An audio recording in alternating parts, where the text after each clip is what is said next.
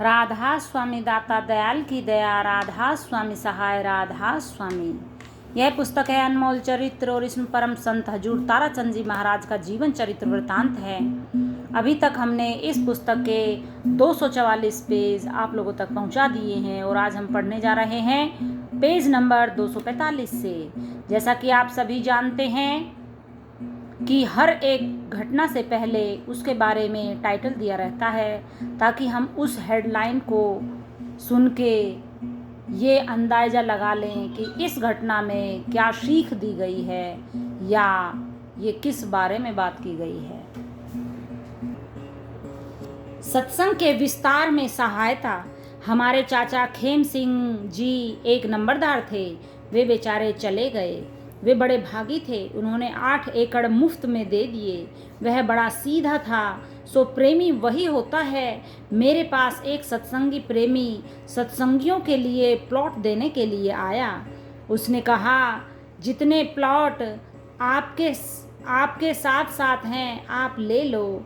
मैंने बताए उतने ही उसने मान लिए। यह सत्संगियों का काम होता है। सत्संगी बनना सीखो। यदि सत्संगी बनना भी नहीं सीखते हो तो कम से कम जियो और जीने दो का सत्य अपनाओ। शांति से रहो। जो आदमी इन बातों का ख्याल रखेगा वह कभी भी दुख नहीं पाएगा। उन्होंने मेरे से क्या लिया? जितने पैसे दिए उतने ही ले लिए और जगह बन गई। लेकिन हम किसी का रखते नहीं हैं, बढ़ा कर देते हैं। सो कई भाई ऐसे ही होते हैं, कई बनाने वाले और कई उजाड़ने वाले भी होते हैं। राम स्वरूप नंबरदार हमारा एक दादा था। वक्त की बात है, वह सत्संग से गुस्सा किया करता था। बाद में उसी ने सत्संग की नींव रखवाई। उसने जितना काम किया उतना कोई भी नहीं कर सकता है। प्रेमियों, जो आदमी अज्ञान में रहता है वह कुछ भी कह देता है तो उसका बुरा मत माना करो। जो आदमी हमारे पास आता है और हमारे कर्मों को देख लेने के बाद भी कुछ घटिया बोलता है तो भी उससे बुरा मत मानो। सेवा करने वालों की संख्या में भी वृद्धि हुई। दिनोद गांव की यानी मुख्य रूप से 2 माताएं थीं जो नित्य प्रति दर्शन करने व सत्संग सुनने आती थीं। आज भी उनके नाम बड़ी श्रद्धा से लिए जाते हैं और सेवा से उनके मुकाबले आज तक कोई नहीं पहुंच पाया है। उनमें से एक तो माता भोरीबाई 30 वर्षों तक भंडारे की सेवा करती रही और अपने धाम को सिधार गई। हुजूर साहिब बड़े प्यार से उन्हें सत्संग की माँ कहकर बुलाते थे और कहा करते थे, भोरी अन्नदाता से बड़ा कोई दान नहीं है। जितना बांट सकती हो बांटा करो। वह भी बड़े प्रेम से आने वाले प्रेमियों को खाना बनाकर खिलाती थी। कभी आलस्य नहीं दिखाया। चाहे 24 घंटों में किसी भी समय कितने ही आदमी आ जाएं। इंद्रोबाई अब भी जीवित है। उनका सेवा भाव पहले से भी बढ़कर है। चाची इंद्रोबाई का उदाहरण शायद संसार में ही पहला हो, कारण कि उनका सेवा भाव बहुत ही निष्ठापूर्ण है। सत्संग चाहे 4 दिनों तक भी क्यों न चले, वे एक पल भर के लिए भी आराम नहीं करती और न ही सोती हैं। इतनी बड़ी उम्र होते हुए भी उनमें एक बालक जैसी स्फूर्ति है और हमेशा ही हंसते हुए मिलती हैं। इन माता जी के प्रेम और श्रद्धा भाव ने अपने पूरे परिवार को इसी सांचे में ढाल दिया है। इनके सभी बेटे व सारी बहुएं बिल्कुल इनके ही अनुरूप सत्संग सेवा में आगे आ रहे हैं। धन्य है ये माताएं जिन्होंने सत्संग में इतना योगदान दिया। उपरोक्त दोनों माताओं ने परिवार और गांव के लोगों का विरोध और उनकी मलामत को सहन किया। इनके स्थान पर यदि कोई और होता तो शायद गांव में ही नहीं रहता। लोग इन्हें ताने मारते थे और कटाक्ष भी भद्दे वचन बोलते थे। कटाक्ष भरे भद्दे वचन बोलते थे। इन्हें बुरा भला कहते थे और कई तरह का कीचड़ उछालते थे।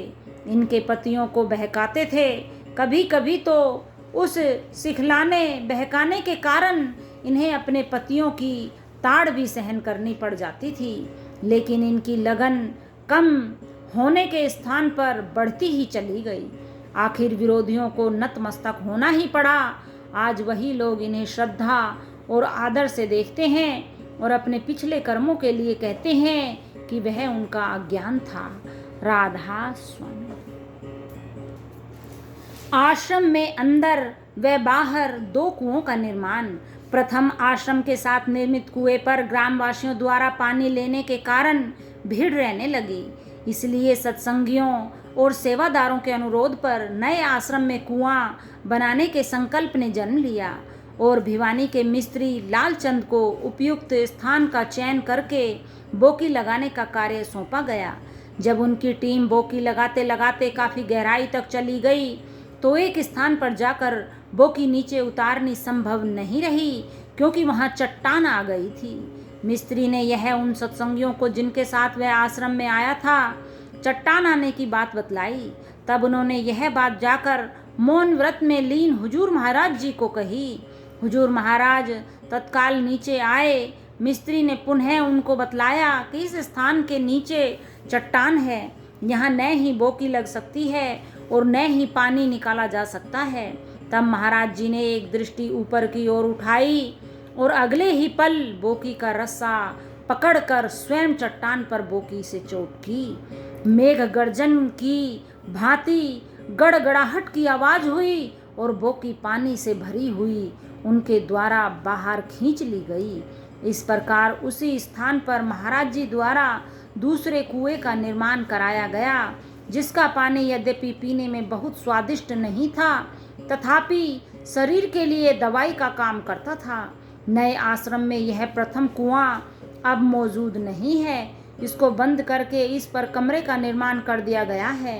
कुछ वर्ष उपरांत ग्रामवासियों की बढ़ती आबादी के दृष्टिगत आश्रम के साथ लगते अपने प्लॉट में हुजूर महाराज द्वारा सार्वजनिक प्रयोग के लिए एक अन्य कुएं व खेल का निर्माण कराया गया, ताकि आश्रम व गांव के पशु तथा पक्षी भी आराम से पानी पी सकें। राधा स्वामी। यह सब तुम्हारे आशीर्वाद से ही तो बना है। हमारे गांव में कोई काम था, वह काम आश्रम ने कर दिया। हम काम करके चुप हो गए।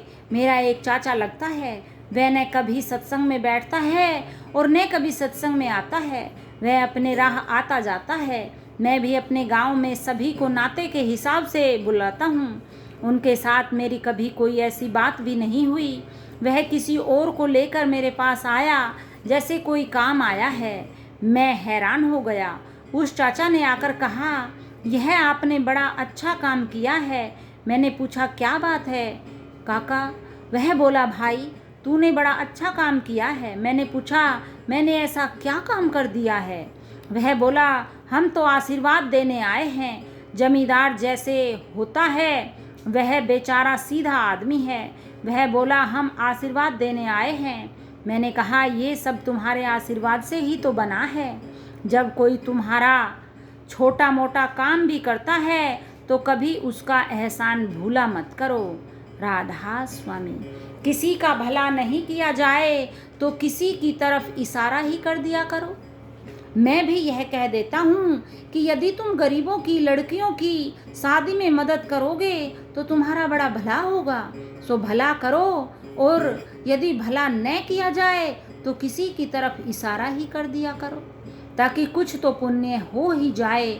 एक गरीब की लड़की जवान है और उसका बाप घबराता है कि लड़की की शादी के पैसे कैसे करूं, तो उसकी शादी करवा दो। उसका हजारों गौओं के हत्थे में से निकलवाने जैसा पुण्य तुम्हें मिलेगा। महात्मा कहते हैं कि चेले बनाओ। यदि एक भी सच्चा चेला बना दो तो समझो कि 300 गौएं हत्थे में से निकलवा दी। मैं कहता हूँ, गरीबों की मदद किया करो। महात्मा वही होता है जो गरीबों की मदद करे। मदद श्रद्धा अनुसार होनी चाहिए। श्रद्धा से बाहर करोगे तो दुख पाओगे। मेरे पास मेरे गांव की एक लड़की आई। उसने मुझसे नाम लिया था। उसने कहा, महाराज मैं तो आपके पास एक काम से आई हूँ। मैंने कहा बता बहन। उसने कहा महाराज, मैं कोई मकान बनाना चाहती हूँ, कोई 50-60 हजार रुपये पुण्य करना चाहती हूँ। मैंने कहा पुण्य करना चाहती है या मकान बनाना चाहती है? उसने कहा यह आप देख लो। मैंने कहा ईंट तो बहुत इकट्ठी कर रखी हैं, मैं इससे भी बड़ा पुण्य बता दूंगा। मैंने कहा तुम्हारे मकान में जो ब्राह्मणी रहती है उसका धनी गुजर गया है, उसकी 4 लड़कियां और 1 लड़का है, बेचारी गरीब है, इसकी लड़कियों की शादी करा दे। उसने 50,000 रुपये लगा कर शादी करा दी। उसने ऐसी शादी की कि लोग देखते ही रह गए। उस ब्राह्मणी को मैं चाची कहा करता हूँ। उसने कहा महाराज आपका भला हो, सो मेरा क्या भला है? भला तो उसका है जिसने 4 पैसे लगा दिए। यदि किसी से कह कर करवा दो तब भी अच्छा है। राधा स्वामी। तामसिक भोजन से तामसिक वृत्ति का फैलाव। एक बार वर्तमान आश्रम में सेवादारों की परस्पर अनबन होने लगी। बात बात पर सेवादार गुस्सा करते मिलते थे। महाराज जी ने बताया, मैंने विचार किया कि आखिर ये सेवादार इतने भड़कते क्यों हैं। आने वाली सेवा पर ध्यान किया, नज़र में नहीं आया कि किसी बुरे आदमी की सेवा आश्रम में प्रयोग की गई हो या कोई व्यर्थ की वस्तु उपयोग में लाई गई हो। चारों तरफ मन दौड़ा कर देख लिया, लेकिन ऐसी कोई चीज़ मालूम नहीं पड़ी जिसके लिए कहा जा सके कि उसने आश्रम का शांत वातावरण बिगाड़ा हो। अचानक हुजूर का ध्यान आश्रम की भैंस की ओर गया। आश्रम में उन दिनों एक भैंस रखी थी जिसके दूध से संगत की चाय का काम चल जाता था। हुजूर के ध्यान में यही बात खटकी कि मैं भैंस का दूध प्रयोग करने से भैंस जैसी बुद्धि हो जाती है। कहा भी है, जैसी पिए दुद्धि वैसी हो जा बुद्धि। इस विचार के कौंधते ही हुजूर महाराज जी ने तुरंत वह भैंस बेच दी। उस दिन के बाद से वही शांत वातावरण बन गया। इसके बाद हुजूर महाराज ने गाय रखनी शुरू कर दी, जो अब भी अपने दूध से आश्रम वासियों को भजन सुमरन में चेतन रखती है। जो अपने शरीर को पहचानता है वह खाने पीने का होश रखता है, वह बड़ी शांति से खाता है। तुमने देखा होगा कि जानवर भी बीमार हो जाते हैं तो वे एकांत चाहते हैं, वे एकांत में चले जाते हैं। हम आदमी होकर भी एकांत नहीं चाहते। मैं राधा स्वामी, मैं किसी को दुखी नहीं देख सकता। वृक्षहु न कभी फल भखे, नदी न संचे नीर, परमारथ के कारणे साधु धरा शरीर। पर दुख कातर हुजूर ने सदैव पुरुषार्थ और परमार्थ को ही समक्ष रखकर हर कार्य किया। अंधकार तो उनके जीवन में कभी झांक भी नहीं पाया। यही कारण था कि सामान्य से सामान्य सत्संगी को भी उन्होंने दुविधा मुक्त करके ही आनंद की अनुभूति प्राप्त की। चाहे वे कितनी ही व्यस्तता के बाद क्षणिक आश्रम में हों, उसको भी उन्होंने छोड़ते देर नहीं की। इसी सत्य के दर्शन अग्रिम पंक्तियों में करें। मैंने बहुत दुख देखे हैं, इसलिए मैं किसी को दुखी देखकर राजी नहीं होता हूँ। जो इन दुखों के अंदर से गुजर जाता है उसको पता लग जाता है मुझे इन दुखों का पता लग गया है, इसलिए मैं अपने किवाड़ खोलकर किसी दुखी की आवाज़ सुनकर फटाफट आ जाता हूँ। कल एक बेबे आई, मैं भीतर चला गया था। उसने कहा हम दर्शन करने के लिए ही तो इतनी दूर से आई हैं। मैं उसी वक्त बाहर आ गया। मैंने कहा हाँ बेबे। मैंने उसको पुचकारा। मुझे यह ख्याल था कि मैं भी साधु महात्माओं के दर्शनों के लिए जाया करता था और उनके दर्शन न होने पर मेरा दिल दुख पाता था। मुझे ये बातें याद आ जाती हैं, इसलिए ही मैं आप लोगों के पास जल्दी आ जाता हूँ। जो दूसरे की पीड़ा को नहीं समझता है वह तो कसाई है, जो दूसरे की पीड़ा समझता है वही महात्मा है। राधा स्वामी। ये देखो बड़ी अच्छी बात कही है महाराज जी। जब भी हम जाते थे तो महाराज जी सबसे पहले दौड़ करके आते कि देखो कहाँ से आए हैं, कौन है। सब के सर पे हाथ रख के आशीर्वाद देते थे। आपकी फांसी तो मेरे गले में फिट नहीं आई।